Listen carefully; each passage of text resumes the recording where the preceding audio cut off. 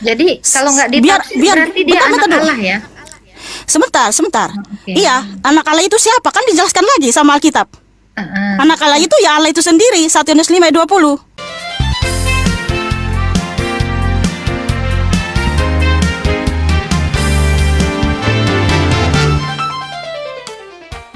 Oke, tapi saya tanya dulu, agamamu apa ya, Wati? KTP saya Islam, Bunda. Oh, Islam. Iya. Oh, jadi kamu Islam?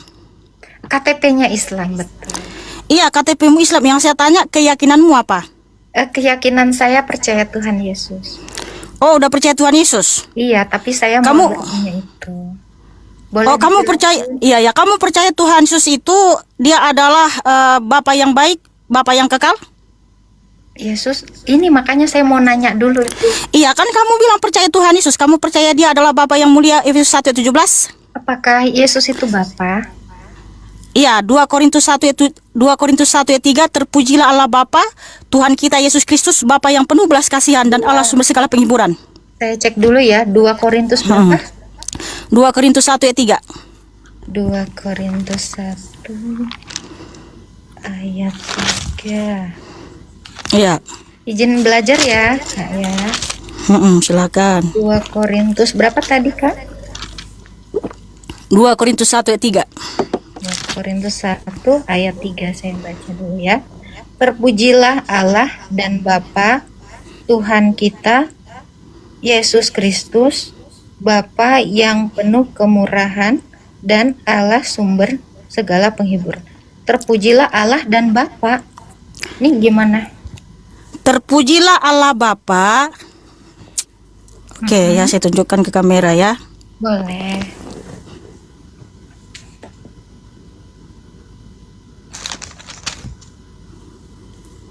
Nih, terpujilah Allah Bapa Tuhan kita Yesus Kristus, Bapa yang penuh belas kasihan dan Allah sumber segala penghiburan. Apakah kakak percaya itu? Terpujilah Allah Bapa Tuhan kita. Berarti Bapaknya Tuhan kita. Hah? Bapaknya ini kan Bapak Tuhan kita Yesus Kristus. Berarti Bapak Tuhan kita itu adalah Bapa kan? Oh, Tuhan Yesus itu punya Bapa lagi? Oh iya. Tapi Coba. Yesus itu Tuhan nggak? Yesus itu Tuhan. Yesus itu Tuhan seperti Bapa itu Tuhan. Bapa itu Tuhan ya. Berarti Tuhan ada berapa? Makanya ini mau belajar. Coba tadi mati. Nah, makanya jangan berdasarkan pemikiran sendiri. Udah jelas di situ, terpujilah Allah Bapa, Tuhan kita Yesus Kristus, Bapa yang penuh belas kasihan dan Allah sumber segala penghiburan. Ya. Dan juga 2 Tesalonika 2 ayat 16 Hmm. ayat 15 sampai 16. Mm-mm. Oh, ini ya, 2 Tesalonika 2 ayat 15. Sebab itu Coba. Ya, sebab itu berdirilah teguh dan berpeganglah pada ajaran-ajaran yang kamu terima dari kami, baik secara lisan maupun secara tertulis. hubungannya Dan iya. sama Matius 3. Sebentar. Karena kamu kan mengaku percaya Tuhan Yesus Kristus. Ya toh? Jadi kamu percaya nggak dia Bapa yang kekal, ya Bapa yang baik, Bapa yang sumber segala penghiburan? Kamu bilang kan mana ayatnya dia Bapa? Kan saya tunjukkan dulu ayatnya. 2 Tesalonika 2 ayat 15 sampai 16. Sebab itu berdirilah teguh dan berpeganglah pada ajaran-ajaran yang kamu terima dari kami, baik secara lisan maupun secara tertulis. Dan ia Tuhan kita Yesus Kristus dan Allah Bapa kita yang dalam kasih karunia-Nya telah mengasihi kita dan yang telah menganugerahkan penghiburan abadi dan pengharapan baik kepada kita. Jadi para rasul itu mengajarkan baik secara lisan maupun tertulis, Yeshua HaMasiah itu adalah Tuhan Allah dan Bapa kita. Wow, haleluya. Oke. Lalu bagaimana itu yang Matius 3 pertanyaan saya? Oke, Matius. Dikatakan Yesus dibaptis, terus ada suara terbuka. Iya. Inilah Oke. anak yang kukasihi, yang dibaptis Yesus, tapi disebut anak. Aku masih bingung, Kak. Oke ya, jadi di Matius 3 ayat 13 sampai 17 kita baca dulu ya teman-teman.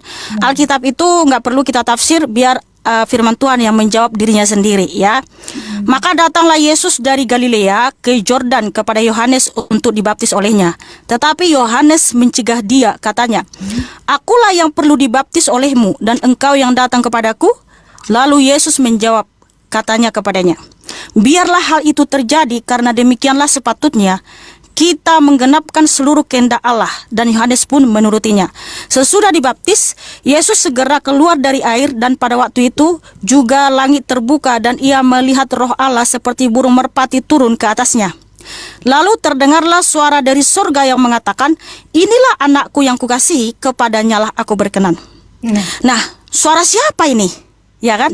Suara siapa ini? Inilah anakku yang kukasihi, kepadanyalah aku berkenan. Kan gitu. Oke.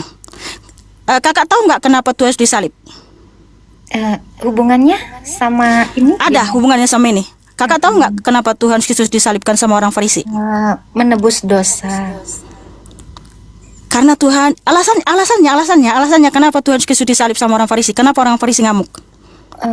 Kenapa? Dia ngaku anak Allah. Terus apa lagi? Apa lagi? Itu sih yang aku tahu. Hanya mengaku hanya anak Allah gitu. Iya, engkaukah Mesias nih kepada Imam Kayafas ya? Engkaukah Mesias anak Allah? Nah, di situ dia anak Allah, bukan Bapa Allah.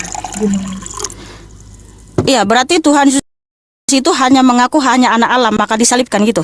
Iya, kan katanya gitu. Kalau nggak salah ada ayatnya. Dia mengaku dia anak Allah, dan di Lukas juga dikatakan ya sama malaikat kepada Maria, "Engkau akan mengandung anak Allah." Gitu. Iya, jadi gimana nih Kak? Dia bapak atau anak ya Kak ya? Ya, jadi kalau Tuhan Yesus itu mengatakan, "Aku bukan Bapa," dia nggak akan disalib sama orang Farisi. Nah, di Markus 14. Markus 14 ayat? Markus 14 ayat 62. Ayat 62. Ayat 61 sampai 62 sampai 63. Tetapi ia tetap diam dan tidak menjawab apa-apa. Imam besar itu bertanya kepadanya sekali lagi, katanya, "Apakah engkau Mesias, anak dari yang terpuji?" Tuh. Jawab Yesus, Iya, sabar cantik. Akulah dia, dan kamu akan melihat anak manusia duduk di sebelah kanan yang maha kuasa dan datang di tengah awan-awan di langit." Maka imam besar itu mengoyakkan pakaiannya dan berkata, "Untuk apa kita perlu saksi lagi? Kamu sudah mendengar hujatnya terhadap Allah. Bagaimana pendapat kamu?" Lalu dengan suara bulat mereka memutuskan bahwa dia harus dihukum metong. Ya, Nah, Tuhan Yesus menjawab, "Akulah dia, dan kamu akan melihat anak manusia duduk di sebelah kanan yang maha kuasa dan datang di tengah-tengah awan-awan di langit." Kakak tahu nggak yang datang di tengah awan-awan di langit itu menurut iman Yahudi siapa? Berdasarkan firman Tuhan. Oh, nggak tahu ya. Oke, saya tunjukkan firman Tuhan. Karena yang diimani oleh orang Farisi, orang Yahudi, yang datang di tengah awan-awan di langit itu hanya Bapa Sang Pencipta. Keluaran 34. Keluaran 34 ayat 5 dan 6. Turunlah Tuhan dalam awan, lalu berdiri di sana dekat Musa serta menyerukan nama Tuhan. Berjalanlah Tuhan lewat dari depannya dan berseru, "Tuhan, Tuhan, Allah penyayang dan pengasih, panjang sabar dan berlimpah kasih setianya." Jadi di sini Tuhan yang datang dalam naungan awan, dia berseru juga ya, "Tuhan, Tuhan." Bukan berarti ketika dia berseru Tuhan, Tuhan, ada Tuhan yang lain ya, karena dia Tuhan yang esa. Di sini kan Musa sudah menyaksikan Tuhan yang turun dalam naungan awan. Makanya orang Yahudi percaya Tuhan yang datang dalam naungan itu adalah Elohim itu sendiri, Hashem itu sendiri, Bapa itu sendiri ya. Dan sudah disaksikan oleh Rasul Petrus, Rasul Yakobus dan Rasul Yohanes juga ya, yaitu di Matius 17. Ini jawabnya kenapa muter cuman jelasin itu? Loh, karena Alkitab itu akan menjawab dirinya sendiri. Makanya kalau kamu ya, kamu yang memaksa pemikiranmu masuk ke Alkitab, itulah kamu akan menyimpang dari ajaran Alkitab. Dan jadi di sini cuman tulisannya anak Allah kata Lukas. Iya. Matius anak. Loh, kok jadi bapak gitu? Aku bingung Kak. Coba. Iya, makanya kan saya bilang sendiri. Alkitab itu akan menjawab dirinya sendiri. Kalau kamu kan sudah saya tahu kamu siapa ya kan, sebentar Agatha, sebentar Wati kan, karena kamu memang entah apalah omonganmu, tapi nggak apa-apa, kita akan menjawab pertanyaan ketika kamu bertanya di sini karena kami mengasihimu ya. Sebab kamu mengajarkan banyak yang menyimpang dari Alkitab. Karena apa? Kamu menjelaskan Alkitab itu berdasarkan pemikiranmu, bukan berdasarkan firman Tuhan. Sebab apa? Makanya saya bilang Alkitab nggak perlu ditafsir. Jadi kalau nggak ditafsir berarti dia anak Allah ya? Sebentar. Iya, anak Allah itu siapa? Kan dijelaskan lagi sama Alkitab. Anak Allah itu ya Allah itu sendiri. 1 Yohanes 5 ayat 20 ya. Nah, makanya di ayat 20 coba kita cek. Sebentar. Ya, di Matius 17 di sini Rasul Petrus, Rasul Yohanes, Rasul Yakobus sudah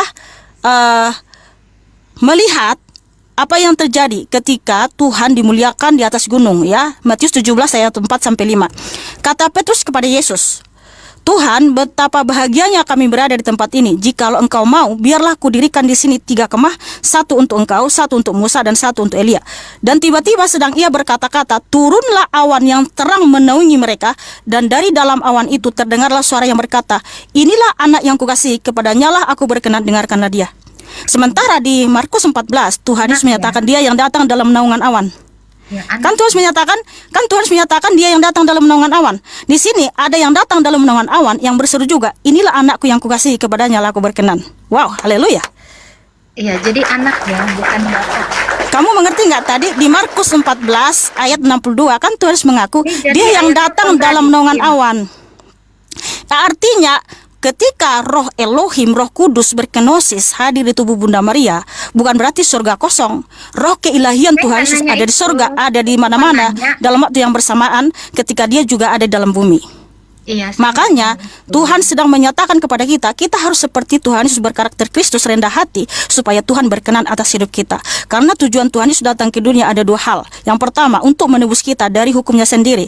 Karena tidak ada yang bisa menebus kita dari kutuk ya, hukum Taurat atau dari hukum Tuhan itu selain Tuhan itu sendiri. Yang kedua, untuk memberikan kita teladan bahwa kita harus berkarakter Kristus, rendah hati. Jadi waktu Tuhan Yesus mau dibaptis, ya kan, Tuhan Yesus datang kepada Rasul Yohanes Pembaptis.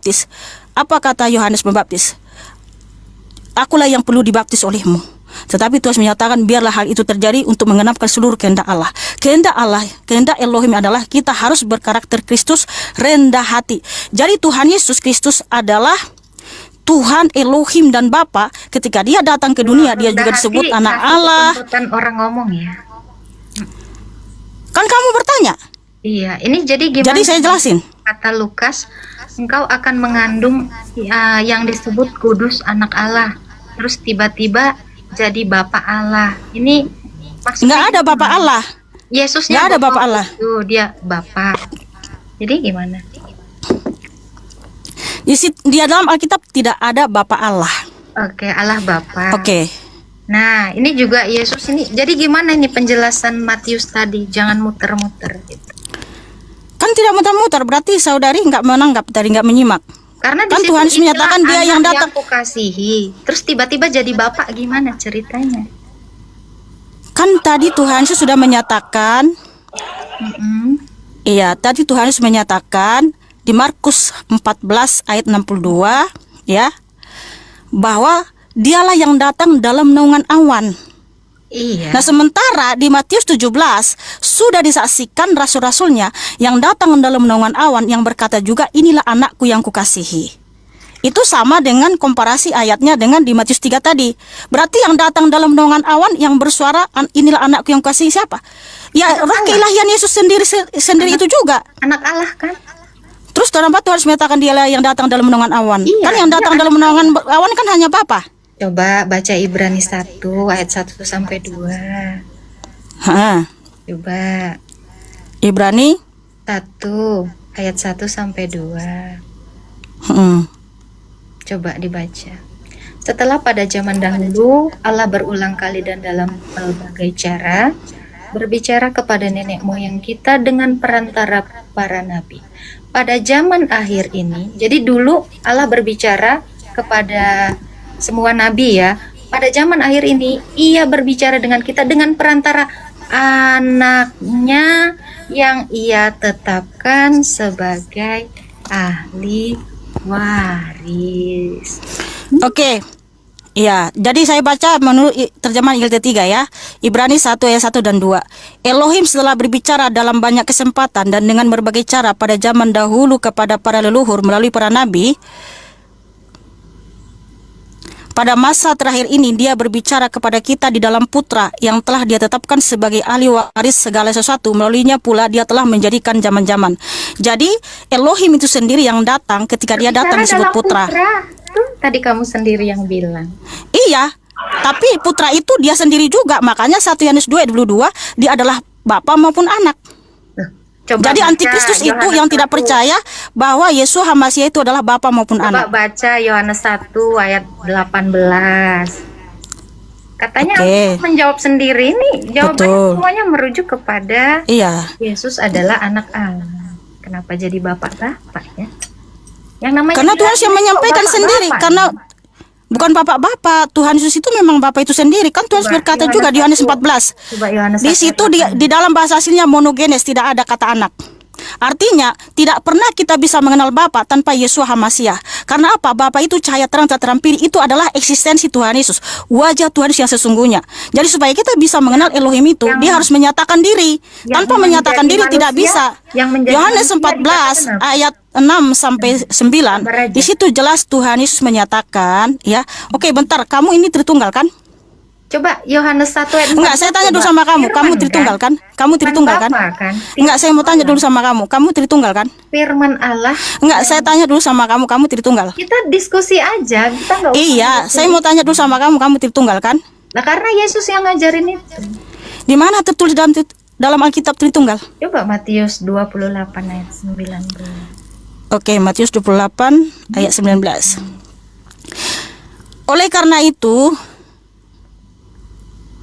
Karena itu pergilah, jadikanlah semua bangsa muridku dan baptislah mereka dalam nama Bapa dan Anak dan Roh Kudus. Di mana di sini Bapak Tritunggal? dan anak, bukan bapak dan bapak. Ya, di mana di sini Tritunggal? Gimana ini? Bapak dan anak. Di situ di bukan mana bapak tertulis dan bapak. Tritunggal? Di mana di situ tertulis Loh, itu, Tritunggal? Bapak dengan Kamu tahu nggak anak konsep dan Tritunggal? Kamu tahu nggak konsep Tritunggal? Roh. Tahu. Yohanes, Apa? Coba apa baca. konsep Tritunggal di abad kedua? Yang pertama siapa yang mencetuskan Tritunggal? Ini Yesus sendiri yang ngajarin ya. Yohanes 8 ayat 42 baca. Ini Yesus mau ngajarin. Bentar, sabar. Matius 28 ayat 19. Iya, di sini di mana tertulis Tritunggal? Coba baca Yohanes 8 ayat 42. Aku dan datang Matius. keluar dari Bapa. Iya. Yohanes 15 ayat 26. Roh Kudus datang dan keluar dari Bapa. Jadi baik firman, karena Yohanes 1 ayat 14 dikatakan firman menjadi manusia. Berarti bicara Yesus kan. Berarti firman dan Roh Kudus itu satu. Yang saya tanya, konsep Tritunggal paham nggak? Itu Konsep barusan Tritunggal saya paham nggak? jelasin tadi.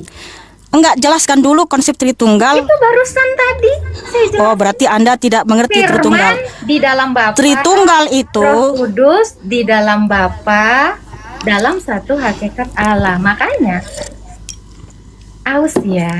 berarti ini nggak ngerti Tritunggal, teman-teman. Aduh. Loh, itu kan Yesus yang ngajarin. Aku datang dan keluar dari Bapa. Yesus nggak bohong dong. Apa kamu mau bilang Yesus bohong demi konsepmu yang oneness itu? Kan? Ya, nggak apa-apa. Yesus bilang datang dan keluar dari Bapa. Berarti dia di dalam Bapa. Makanya Yohanes 1 dikatakan, Yohanes 1 ayat 1. Sebentar pada dulu, mulanya- Wati yang cantik dan manis. Jelaskan dulu konsep Tritunggal yang benar. Itu tadi. saya Satu tanya konsep Allah. Tritunggal yang segitiga. Jelaskan dulu. Segitiga. Pencetusnya siapa Tritunggal? Itu tadi udah saya jelasin. Bapa Pencetus Tritunggal punya siapa? Firman, punya roh di dalamnya. Enggak seperti itu konsep Loh, Tritunggal. itu tulisannya itu. Tritunggal Yesus itu yang pencetusnya di abad kedua adalah ngomong. Tertullianus. Mau bilangnya bohong nih ceritanya. Oh alah, sebentar Bilangnya ini. bohong. Oke, sebentar dulu, Wati. Pencetus Tritunggal itu adalah Tertullianus di abad kedua, ya kan? Dengan segitiga diagram perisai. Bapa bukan anak, anak bukan Roh Kudus bukan Bapa, tapi hakikatnya Allah. Nah, kamu mengatakan di Matius 28:19, di mana di situ Tritunggal? Kalau itu Tritunggal, harusnya Tuhan Yesus Kristus mengajarkan, baptislah mereka di dalam nama-nama, Bapa bukan anak, anak bukan Roh Kudus bukan Bapa. Kamu tahu nggak konsep Tritunggal? Tritunggal itu pencetusnya adalah Tertullianus di abad kedua dalam bahasa Latin, una substantia tres personae, di mana kata pribadi itu berasal dari bahasa Latin, yaitu personae. Makanya personae itu bermakna topeng, orang, manusia. Jadi Bapa bukan anak, anak bukan Roh Kudus bukan Bapa. Nah, di mana di sini mengajarkan, ya, baptislah mereka di dalam nama-nama, Bapa bukan anak, anak bukan Roh Kudus bukan Bapa. Waduh. Ini satu nama, makanya para rasul membaptis di dalam nama Yeshua HaMasiah. Tidak ada di situ banyak nama. Makanya saya mau tanya dulu sama kamu, Wati, kamu menyembah segitiga versi timur atau segitiga versi barat? Karena segitiga versi timur ini, teman-temannya, biar kalian paham Tritunggal itu. Saya dulu Tritunggal, mengajarkan Tritunggal sampai 1 tahun lebih, ya. Saya mau tanya dulu sama Wati. Wati yang cantik dan manis, kamu menyembah segitiga, ya, versi barat atau versi timur?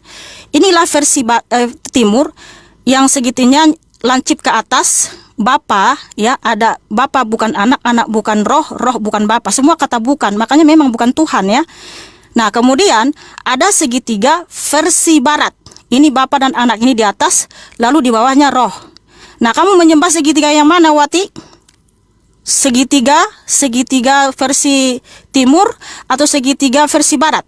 Nah, atau kamu menyembah Tritunggal yang 3 manusia berjejer-jejer, atau menyembah segitiga Tritunggal yang 1 tubuh, kepalanya 3, yang memegang segitiga. Ini abad ke-7.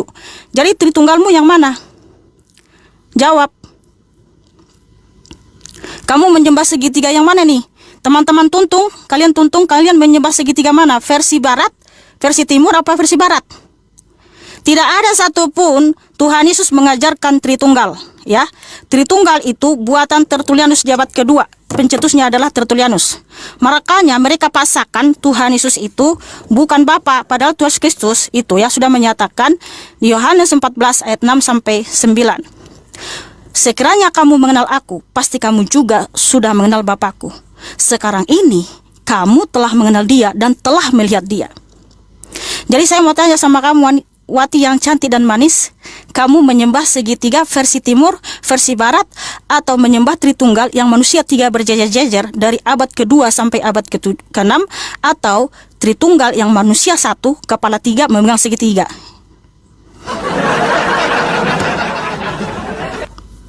Tidak ada satupun Tuhan Yesus Kristus mengajarkan Tritunggal. Karena Tritunggal itu Bapa bukan anak, anak bukan Roh Kudus bukan Bapa, tapi satu hakikat Allah. Jadi kalau Tuhan Yesus itu mengajarkan Tritunggal, harusnya seperti ini dong. Pergilah, ya, baptislah mereka di dalam nama-nama, Bapa bukan anak, anak bukan Roh Kudus bukan Bapa. Itu Tritunggal. Sedangkan Tuhan Yesus tidak pernah mengajarkan Tritunggal. Tritunggal itu ajaran Tertullianus abad kedua. Tertullianus aja sudah meninggalkan doktrinnya, beralih ke Montanisme. Kok kamu memungut sisa-sisa Tertullianus, kamu sembah-sembah, kamu puja-puja?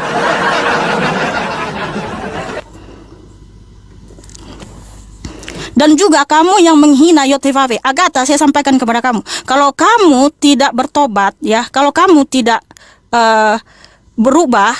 Kemarin kamu hina Yotefafe, kamu samakan dengan pakaian dalam. Bisa ngejawab, ya?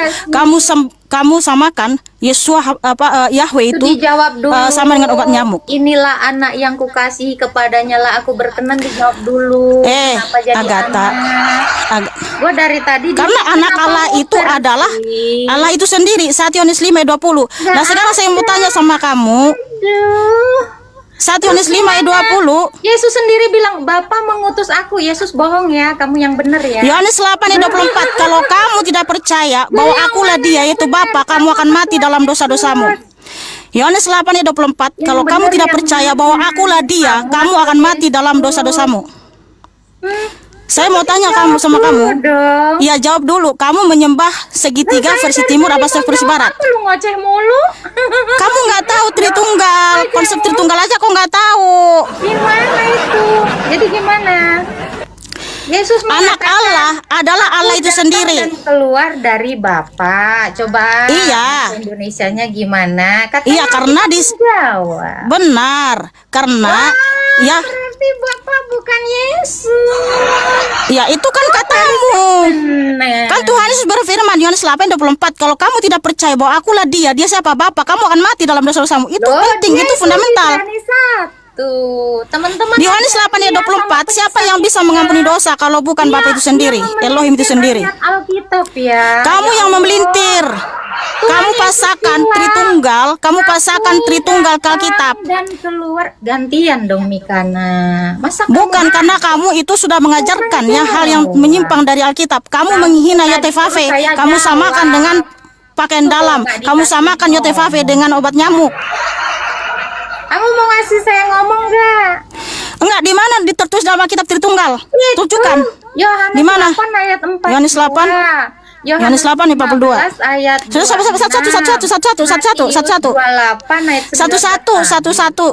Yohanes 8. ayat Yohanes 8:42. Oke. Kata Yesus kepada mereka, jikalau Allah adalah Bapamu, kamu akan mengasihi aku, sebab aku keluar dan datang dari Allah, dan aku datang bukan atas kehendakku sendiri, melainkan Dialah yang mengutus aku. Bentar. Roh Kudusnya mana? Roh Kudusnya mana? Roh Kudusnya mana? Rohnya mana? Oke. Kan Tritunggal itu. Yohanes 15. Loh, di sini di mana? Di mana? Bentar, Yohanes 8. 15 ayat 26 bukan.